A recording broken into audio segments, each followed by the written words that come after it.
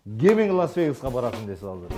Барыбыз колду көтөрөбүз. Бизде парламенттик шайлоо өттү. Саясатка мамилеңиз кандай? Бир эле жазып берген үчүн $300-400 мага жөнөтүп турат. Сен Кыргызстанга барасың. Эч жака барбайсың, Кыргызстанга бар даярдан.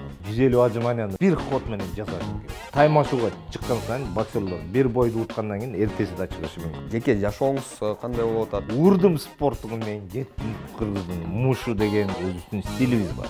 Биздеги бокс саясаты кандай жүрүп атат? Ичинде Ошский базарынын жарымы жүрөт дагы эле. Мурдагы СССРден калган бомба убийствону бизге дворец спорта кылып коюптур. Кандай түшүнсө болот?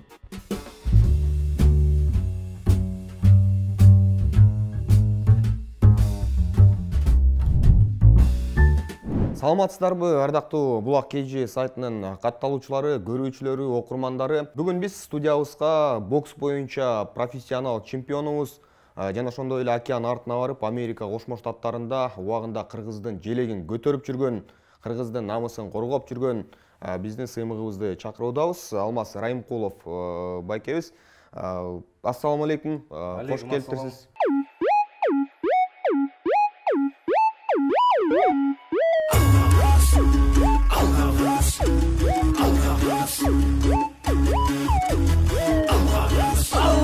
Негизи сиздин ийгилигиңиз жөнүндө Кыргызстанда эле эмес, ушул дүйнөдө уккандар көп. Кыргызстандын намысын коргоп убагында жүргөнсүз. Дагы да ушул кыргыз спорту үчүн, кыргыз боксу үчүн күйүп жүрөсүз. Жана мен билишимче Америка Кошмо Штаттарынан келгениңизге 5 жылдан ашык убакыт өтүп калды. Ошол убактан бери эмне менен алек болуп жүрөсүз? Акыркы учурларда кандай жаңылыктарыңыз бар? Ошол тууралуу айтсаңыз. 14-жыл бүтүп атканда келгем. Ошол менен азыр эми Кыргызстанга келип, Кыргызстандын спортуна карап, жакшы спортторубуз, башка түрлөрү өсүп атат, өнүгүп атат, өрчүп атат. Сүйүнүч, кубаныч бул элибиздин, бул Кыргызстандын жарандарынын кубанычы болуп атат. Болгону кээ бирки спорттор токтоп калган. Ал спорттордун арасында мен катышкан бокс түрү 2000-ден бери бир жакшы результат жок. Сиз ошол Америка Кошмо Штаттарында жүрдүңүз, өзүңүз жалгыз барып, негизи карьераңызды өзүңүз түптөп, ошол жактан мушташып жүрдүңүз. Жана ушул АКШнын бокс спорт мектеби дүйнөдөгү алдыңкылардын бири да. Анан ал жакта бокс саясаты, ушул бокс мектептерин өнүктүрүү кандай жүрөт дагы? Кыргызстанда кандай болуп атат? Эми эки жерди салыштырсак асман менен жердей ооба. Бирок биздеги бокс саясаты кандай жүрүп атат? Бир кылым артабыз. Ошондуктан өнүкпөй атабыз. Каныбыз, тарыхыбыз күчтүү, өнүгүшүбүз тез болот. Боло алабыз. Эмнеге биздин тууган казактар, тууган өзбектер өнүгүп кетип атат? Мамлекеттик масштабдуу түрдө чечүү керек мунучу. Ошол Майк Тайсондун тренери, биринчи тренери Каз Даматов цифра менен үйрөткөн. 3 класс образованиясы бар жигитти көчөдөн алып келип, залга алып келип, цифра менен үйрөткөн. 2, 3, 4 мындай кыласың, мындай кирип келесиң. Европейский система менен кирип келесиң. Бул жерде латинский менен проведешь такие удары, ушундай. Бул мушташуу стилдери, Стилдери да 2, 3, 4, 5 деп койсом, мисалы. Кыргыздын өзүнүн, кыргыздын мушу деген, кыргыздын таягы дейби, ошондой өзүбүздүн стилибиз бар. Мындай терең айтып кетсем, бир эле спортто эмес, бүт чыгармачылыкта аяктан алып, бул жактан алып, ал жактан алып, ичинде мындай чогултканда бир универсал чыгат да. Ошол универсалды чыгаруу бизде абзелди. Керек бизге ошол. Бизде азыр Европа менен Азия эле болуп атат. Европа, Азия, бүттү ошо менен. Как только кандай мүмкүнчүлүк болушу менен эле бир латиноамериканец менен же испания же мексиканец менен чыгышы менен эле балдарыбыз өтө албай калып атат ал этапты. Мушкерлерибиз. Эмнеге дегенде бул жерде ал сабактар болбой атат. Ошондой техникалык сабактарды киргизишибиз керек.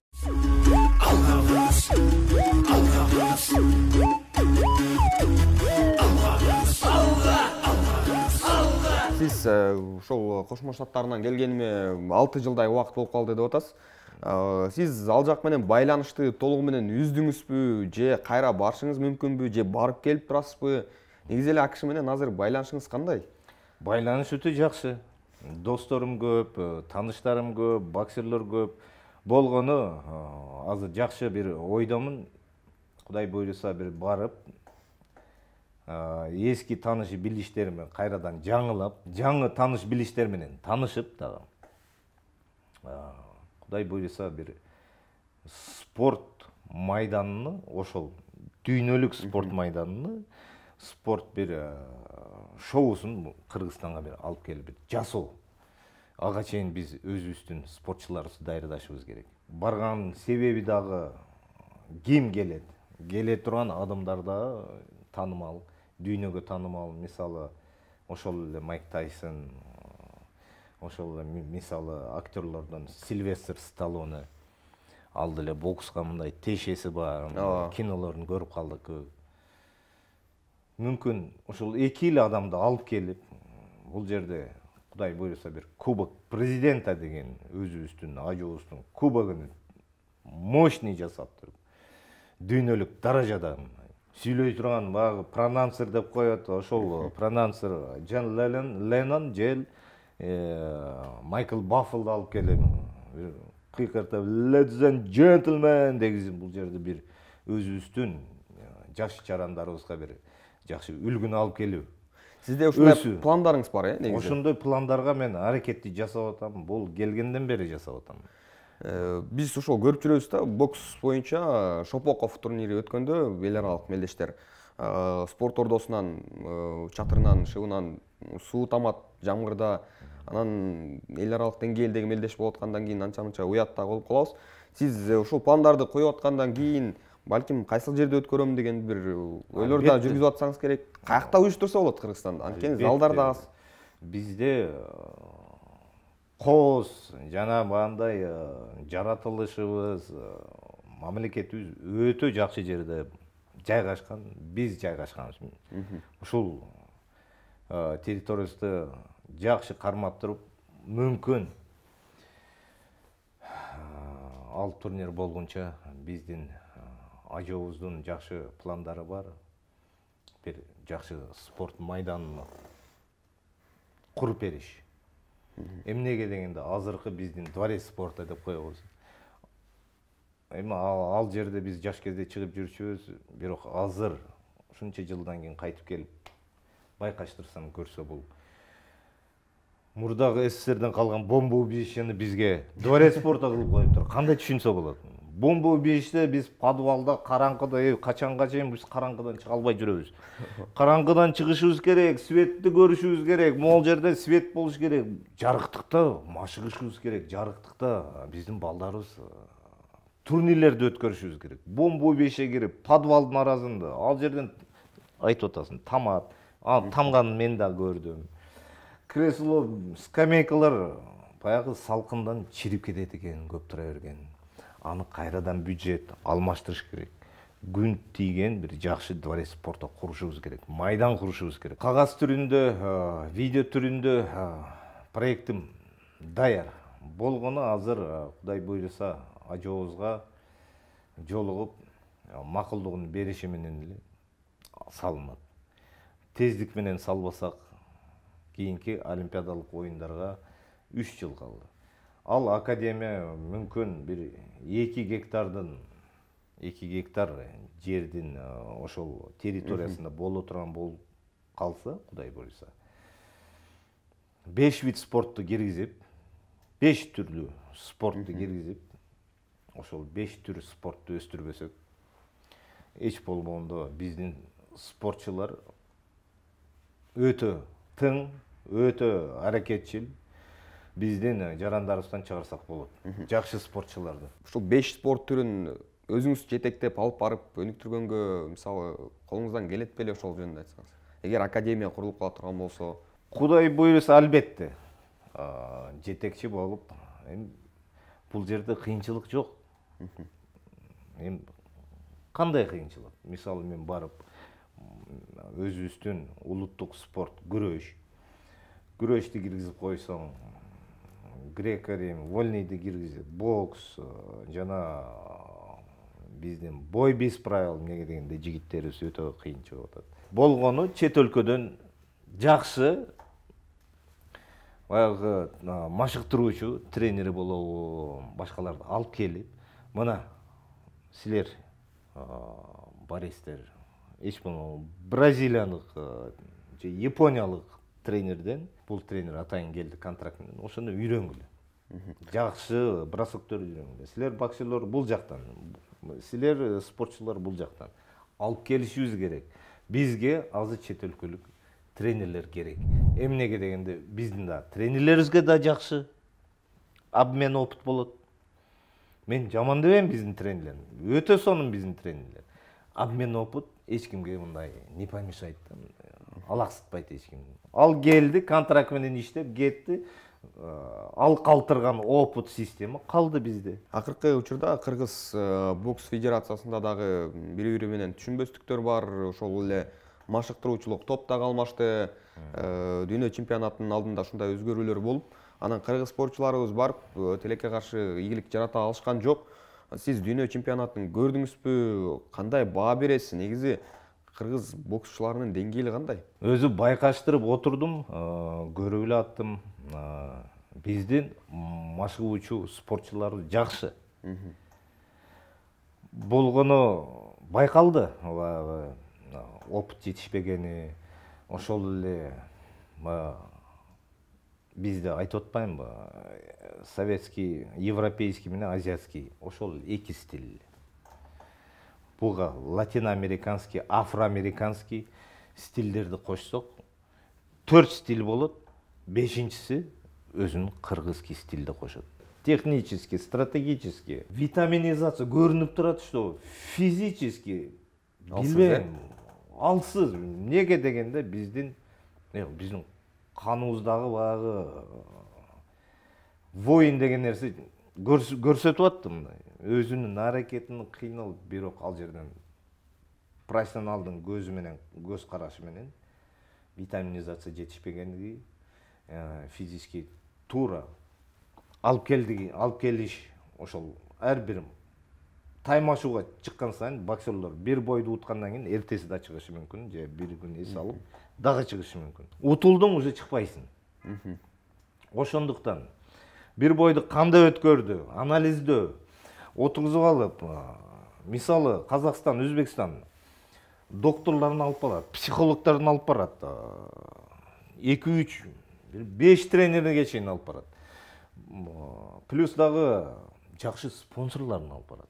Биздин медальдарды, чтоб не перекупили. Андай ыкмалар да колдонулат. Бүт колдонулат. Бизде эми кандай? Бизде 1-2, максимум 3 тренер бар. Эми 3 тренер эмне дейт? Алар тренерлер. Анын үчүн психолог, доктор керек. Келип карап, бүгүн сен мындай таймашууну өткөрдүң, жакшы бир аз эс ал, эртең менен чуркаба, бир аз кыймылдап кой. Эмнеге дегенде энергия керек кийинки бойго. Бизде мисалы эми бир бойду өткөрдүң, тиги дагы энергияда турат, чуркап коюшуң керек. Бир нагрузка кылып коюшуң керек, отжимание кылып коюшуң керек. Эми баягы сүйүнүч, кубанычта көпчүлүк байкаштырбайт да. Бул профессионализм деп ошону айтат. Тура мамилени бөлүп, тура багандай айтып дегениңде ошол машыгуучу өзү өсө баштайт. Өзүнүн денесин өзү байкап, өзү өсө баштайт. Ошентип бойлордо деле кете берет. Мен 3 жашыман максатым болчу. Садиктен келип отуруп айтып берчүмүн. Мен ысык жерде жашайм, пальма, банан өскөн жерде жашайм. Гүлчү, СССР болчу 80-жыл. Олимпиаданы көргөм 80-жыл. Отуруп, Москвада болгон 80-жыл. Чоң мишканы учурган, деп отуруп баскетболго аябай кызыккан. Баскетбол, художественный гимнастика, брюса, кольца кийин баягы маталарда спортто. Ошого кызыккан болгону жашаган Ош шаарында жок болчу ал. Эми баскетбол болчу, гимнастика жок болчу. Баскетболго катыштым. Эми ошентип 3 жашыма мен максат койгон. Мен дүйнөнүн чемпиону болом, ысык мамлекетте жашам, ата энеми алып кетип калам, ошол жерде жашап чемпион кылып бүт үйлөнүп келип Кыргызстанга өзүмдүн үлгүмдү аракет кылып жаштарга мындай берейин деген. Баскетбол ойнодум, баскетболдон футбол, вольный борьба, бүт спортта легкая атлетикага чейин баргам. 100, 200, 100, 400 метрлер чуркайт болчу. КМС, юношеский КМС СССР болуп келип. Жеңил атлетика боюнча. Вольный борьба, баскетбол, футбол, легкая атлетика, бешинчиси бокс болду. Бокска келип бир садикте досум көрүп калды. Бишкектен мондай биздин Бишкектен тренер келген. Бокска келбейсиң деп кызыктырып алып барып, ошол жерден бокста кеттим, дальше кеттим. Мына баскетболдо болбосом да, Кудайга шүгүр, бир спорттон ошол максатымы бузган жокмун. Ошол сиз бокс карьераңыз башталып, анан ошол профессионалдар деңгээлине өтүп, анан АКШга кандай барып калгансыз? Ошол кимдин жардамы менен жүргөн ушул окуялардын баардыгы? 2000-жыл Олимпиадага барып келгенден кийин контракт келет. Контрактты бир жигит ал контрагым урдайт. Ну как урдайт? Перехват кылат. Перехват кылып өзүнүн жигиттерин даярдап туруп, менин акчамы, ошо контрактны бүт акчаларымы мени кошуп алып барып туруп, алар выступлениесин жасап кетет, мен калып калам ошолда. Мени калтырып коет. Бир дагы орусча же мага таанымал тилде сүйлөгөн адам жок. Түшүнүп кой? Жок. Мына карасаң тиле кара ак, кандай сүйлөшөт? Мен мектептен баштап университетке чейин немецке окугам, немисче. Сиз менен чогуу ким бар эле? Жок, эч ким. Жалгыз калып калдың ошол. Баары кетип калды. Сен жалгыз ошол Лас-Вегаста калдың. Yes, okay, no деген нерсени түшүнөсүң, эми башка нерсени түшүнбөйсүң. Хотя сборный өзүбүздүн курама командада эң кыйын переводчик мен болчумун. Көрсө бир дагы англисчени билбейт экенмин. Анан да отуруп кээде сборго кетесиң, сбордо карасы дагы бар, латиносу дагы бар, эми чогулуп отуруп тамак жейсиң да, тренировкадан тамак жейсиң, алар бирдемелерди сүйлөйт, сакоо болуп отурасың. Хорошо, нормально, плохо деген моментти кылып коесуң мындай сакоого окшоп. Блокнотко жазчым, немисче жазып, сүйлөгөн сүйлөмдөрдү, ошолорду туташтырчумун. Туташтырып, унчукпай жүрүп, туташтырып, билип, карап, ага чейин чемпион, дүйнөлүк чемпиондор менен мени спаррингке коючу. Мен билбейсиң, бир кара жигитине коюп кой, чыгып кая берейин. Кайсыл залда ушул болуп аткан окуялар? Кимдин кол алдында машык? Бул Лас-Вегаста болуп аткан. Менин эң биринчи тренерим профессионалдардын арасында Роджер Мейвезер, ал рахматы болуп кетти. Флойд Мейвезердин эми семья чемпионов деп коет. Ал менен көп иштештик. Болгону иниси менен бир аз спаррингде кыйнап койдум, бу же сабап койдум десем, азыр бизде ал дүйнөгө таанымал жигит. Мен спаррингде болуп аткан нерсе бул. Алардын камерасына түшкөн. Анан ошол профессионалдык деңгээлде беттештериңиз башталды, мушташа баштадыңыз, өзүңүздү көрсөтө баштадыңыз. Сүйлөшүүлөр кандай жүрүп атты? Эми сүйлөшүүлөрдү ким сүйлөшөт? Менден башка эч ким сүйлөшпөйт. Нью-Йоркто эми бир көп болсо бир 10 түтүн. Көп болсо кыргыздар. Ал убакта. Бир жагынан ар ким өзүнүн жумушу менен. Спортко эч ким кызыгы жок, ар ким өзүнүн тирикчилиги. Америка ошондой мамлекет. Сатына чейин иштейсиң, бир жумушка кирсең. Эч ким менен сүйлөшпөйсүң, өзүм сүйлөшүп, контракттарды үйрөнүп, переводчиктен мультфильмдерди көрүп атып, булар кандай сүйлөйт, бул англисче тилди булар кыйшайтып салганбы? Бир буруп салганбы? Кара жигиттердин акцентин байкаштасаң, бул англисче эмес дейсиң. Укканыңдачы не сөз болуп атат көрсөм, ар кимдин өзүнүн баягы диалекти бар экен, өзүнүн жаргондору бар экен. Латиностор өздөрүнчө, афроамериканецтер өздөрүнчө, актар более-менее баягы түшүнөсүң актардычы. Ошол профессионалдар арасында өткөргөн 30 беттештин ичинен сиз 27синде жеңүүчү болуп чыккансыз да, экөөнү деле утулгансыз. Бул өтө жакшы рекорд негизи. Анан эң бир эсиңизде калгандары арасында эң бир татаалдары жана сиз үчүн маанилүүлөрү кайсылар? Сенин даярдыгың эле татаалдуу да. 2 ай аябай даярданасың. Аябай даярданасың, ушундай даярданасың. Кээде моменттер болот. Урдум спорттугун мен кеттим деген моментке чейин жетишет. Келет андайга чейинчи. Ушундай баягы кыйналасың да, баягы денең кыйналып кетет. 150 отжиманияны бир ход менен жасашың керек. Эми элестетип кой, биз бул жерде Кыргызстанда эң көп 70 отжимания жасап кыйын болуп жүрөсүң. Ал жерде 150. Ты чё дейсиң? Это невозможно. Болбойт, колдон келбейт. Жасайсың. Аны үчүн психологуң бар баягы. Кеттим деген моменттери келип туруп кулагыңа отуруп туруп бир жакшы нерселерди айтат, аны карап алып, ошондой видео жасап коесуң да. Ал менен сүйлөшүп атып, сен жасап атасың, ал менен сүйлөшүп уже көрсө невозможно деген нерсе жок экен. You can see the shots by Kid Diamond just coming. Kid Diamond. Ошол 2 жыл мурун сиз чет өлкөдөн 52 килограмм салмакта бир спортчуну алып келип машыктырып жаттыңыз эле биякта.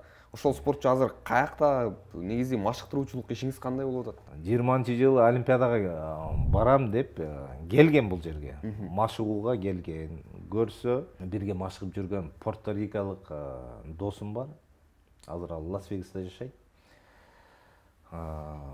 Флойд Мейвезер менен спарринг кылып жүргөндө ал көргөн да. Сизде? Тиги чемпионду уже кулатып койгон, көргөн, спаррингден кийин келип, мен менен таанышат. Мен Порто-Рикодон болом, мен да көчөдө мындай жакшы жашоодо өскөн эмесмин. Сени да көрүп атам, сен да башка мамлекеттен экенсиң, дос бололу. Менин атым Пабло дедим. Алмазбек. You can call me Russian Indian, короче. Ошол жигит, ошол досум азыркы момент промоторский жумуш менен менеджер болуп, бокс, ошол профессионалдык бокс ичинде менеджер болуп жүрөт. Пакьяонун 2 тууган инесин машыктырып, Джерик Патсинг деген бул жака жөнөтөт. Сен Кыргызстанга барасың, эч жака барбайсың, Кыргызстанга барып даярданасың. Кид Даймонддун колунда только он один человек, который на спарринге сломал Флойда. Ошондуктан ошого барасың деп эми элестетип кой. Азыр Кыргызстанга, кемиң Лас-Вегаска барасың десе азыр барыбыз колду көтөрөбүз. 2 кол буттарды көтөрүп беребиз. Лас-Вегаска барып, кемиң Кыргызстанга барасың ойлонот да көбүчү. Чочушат. Афганистан рядом, Таджикистан рядом. Эми алар үчүн представление вообще башкача. Орусияга келиш деген эле бир башкача. Ошондуктан ал келди. Келип бул жерде 3 айга келген жигит пандемия башталып 1 жыл калып кетти. 1 жылдын ичинде Ошто бир турнир болду. Оштун эми ошол түштүк жактын кыйындарыны мастер спорта Америки, мастер спорта кыргызстандыктарды 30-40 секундда токтотуп койду. Мен мисалы индивидуальный иштейм. Индивидуал. Боло турган балдар менен, чемпиондор менен. Аларга азырга чейин мен телефон менен Бельгияда ученигим бар, Лас-Вегаста ученигим бар, Германияда ученигим бар. Аларга через телефон жазып берип турам. Азыр машыктырып турасыз онлайн, Онлайн, эрте менен ушунча чуркайсың, дыханияң мындай болуш керек, пульсуң ушундай уруш керек. Могул жерде чуркап атканыңда ушунча километрдин ушунча бөлүгүнү бир аз батыраак темпти өзгөртүшүң керек. Эмнеге дегенде бокс не как борьба.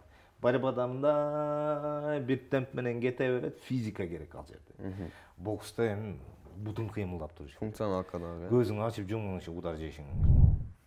Ошондой болбош үчүн мындай кыласың.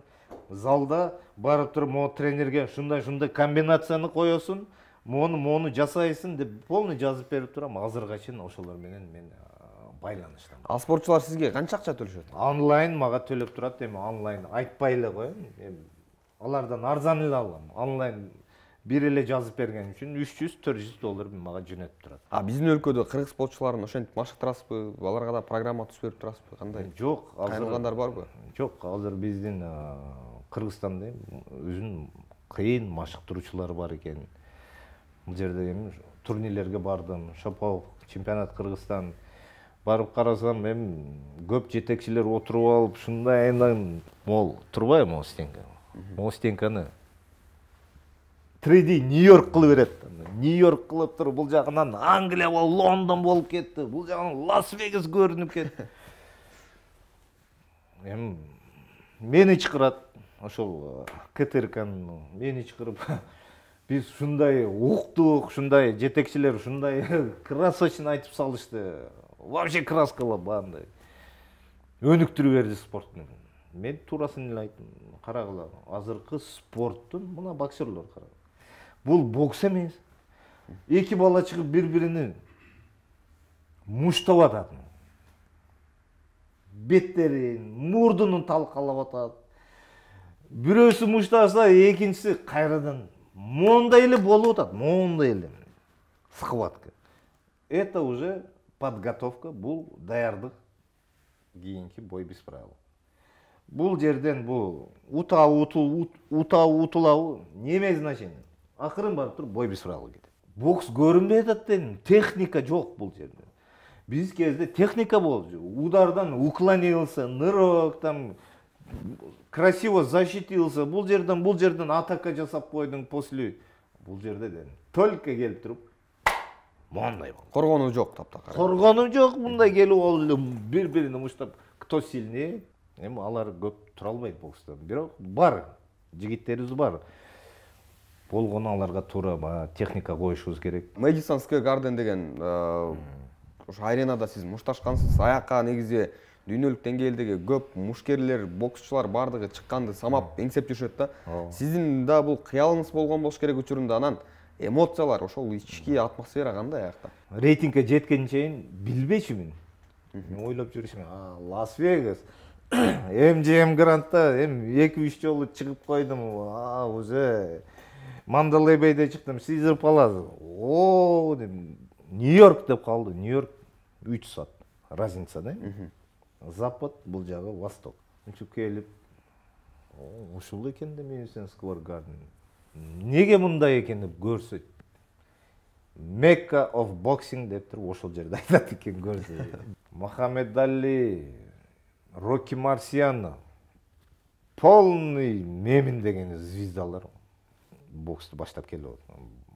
Ошолордон башталган бокс азырга чейин бүт дүйнөлүк чемпиондор ошол жерде мушташат. Ал жерде чын эле сен айткандай мен дагы айтайын. Не всем дано экен. Көбү чыга албайт экен. Дүйнөлүк чемпиону болобу, кандай чемпион болобу, ал жерде чыгыш үчүн бир билбейм, бир промоторлор өздөрү чечет экен. Ошол эле Дон Кинг, Бабаран дегендер отуруп. Буну койбойбуз, мону коебуз дейт экен. Это бизден эмес, алардан дейт. Ал жерге чыкканда эң көп эл ошондо Madison Square Garden 40 000. 40 000ден арасында чыктым. Мен үчүн эң көп болду. 40 000 чыгып баратканыңда эле ошол сезилет. Денелериңдин энергия жок. Эл сүрдү айтпа. Атмосфера таптакыр башка. Сүрдү айтпа. Кыргыздар да келген көп. Көп деле эмес, бирок канчасы бар болсо ошончосы келген. Аларга билеттер таратып берген. Атын эмде учуп келген Кыргызстандан биринчи жолу келип. Ошол YouTube'дан көрүп калганбыз да, ошол сиз бир беттешти жеңгенден кийин апаңыз ушул Алмаз балам деп аябай эмоционалдуу Ал ыйлап сизди кучактап. Ал American поездин уткан. 3 алтын поезддан бирөөсү Кудай таала калып мага түштү. Полный алтын документ. Макетин алып келгем, алтынын ошо банкка салып койгом азыр.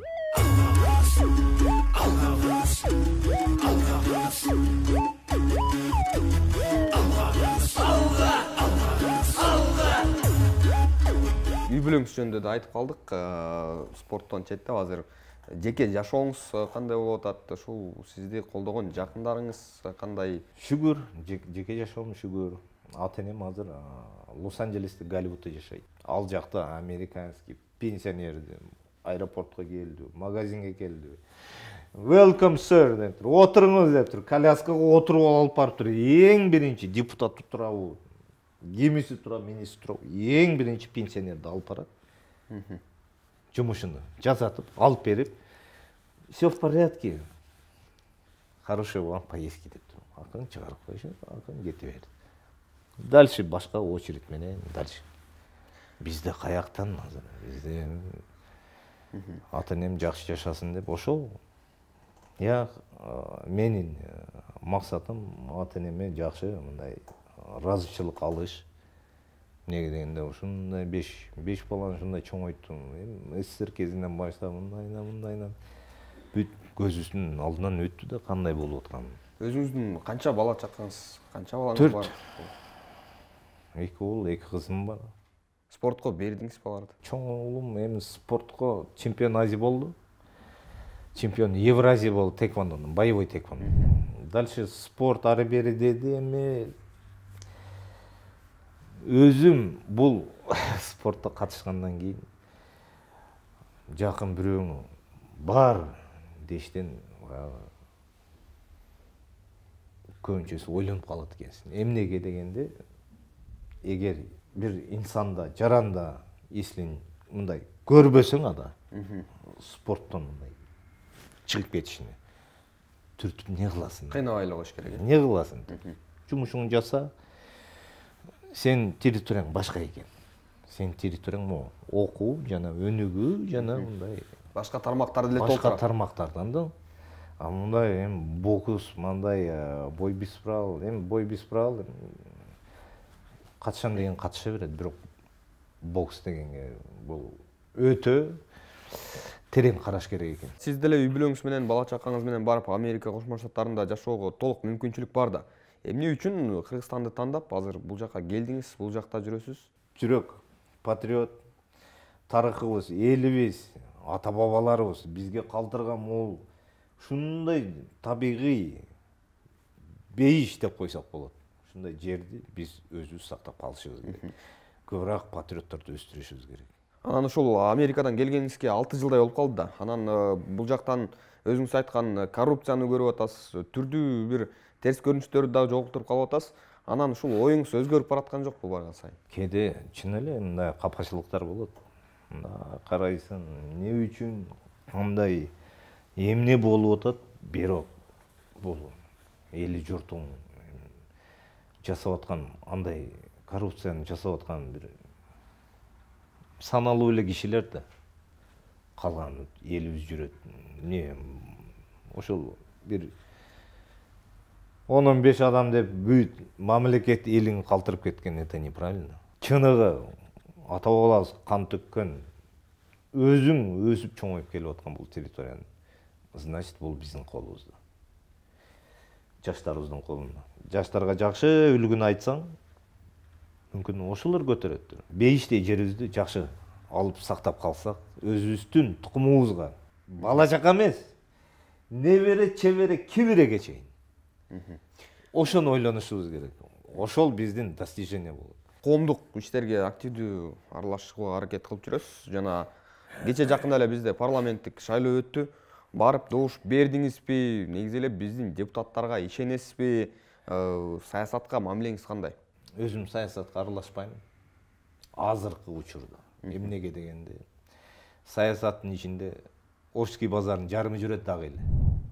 90-жылы Ошский базарда жүргөн жарымы жүрөт азыр. Бирөөсү эт сатып атса, бирөөсү сакыр сатып жүргөн, бирөөсү бензин, бирөөсү керосин, ошонун бардыгы азыр саясатта отурат. Эгер мен саясатка барып калсам, шунча тытынып, же имандашыбыз керек, иман жолунда. эки эле жол бар. Же бөлүшүүсүз керек. Иман жолуна андай адамдарды кантип тартасың? Акырындан иллюстрация болуп атат. Жаштар келип атат. Жаштар менен дагы жаштар келип атат. Ал жаштар буйруса отуруп ушул сезон киришти. Кийинки сезон мүмкүн убакыты келеттир. Ага чейин 3-чү, 4-чү дипломду окуп коюшка аракет кылып атам. Күтө турайын дейсиз азыр, э? Күтө турайын. Азыр эмне менен алексиз? Кайсыл жакта иштейсиз? Кызматыңыз кандай? Мен жумушум ошол спортто жүргөм, Кыргыздын желегин көтөрүп, азыр эч кандай жумушты иштебейм.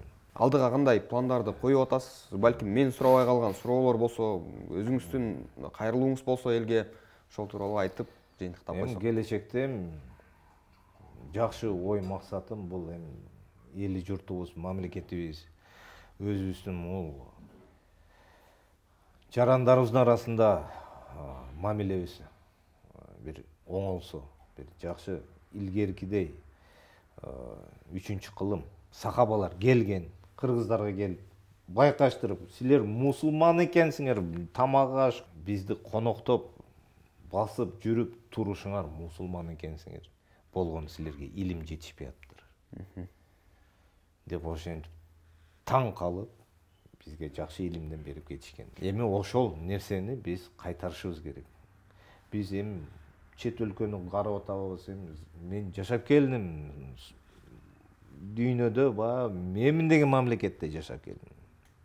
10 жылдан көп жашап келдим.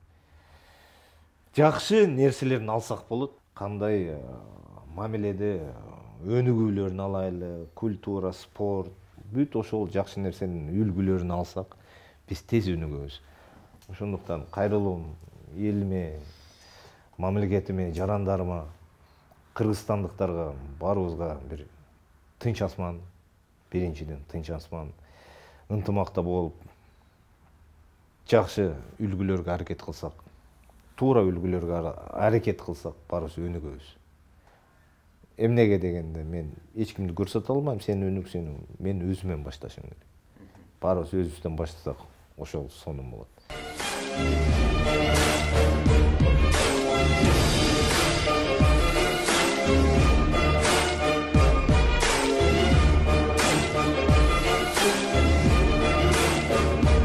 Чоң рахмат, бүгүн бизге келип, студиябызга келип ушундай бир мазмундуу маек куруп бергениңизге ыраазычылык билдиребиз. Дагы да байланышта болосуз деген ниетибиз бар.